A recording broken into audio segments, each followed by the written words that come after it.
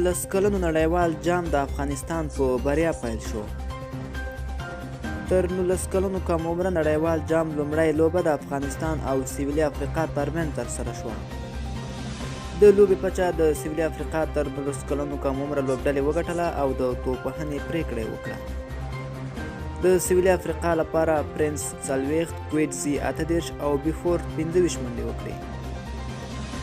د افغانستان توپ اچوونکو په زړه پورې لوبه وکړه. فاضل الحق او نور احمد 2-2، خو شفیق الله غفاري بیا 6 ویکټې واخیستې او یوازې 15 منډې ورکړې. افغان لوبډلې لپاره 130 منډو هدف په پوره 50 اورونو کې سخت نه و.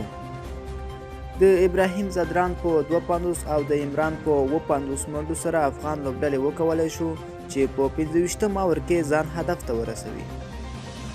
د سویلي افریقا لپاره کلویټ 2 او ورون 1 ویکټه واخیستله.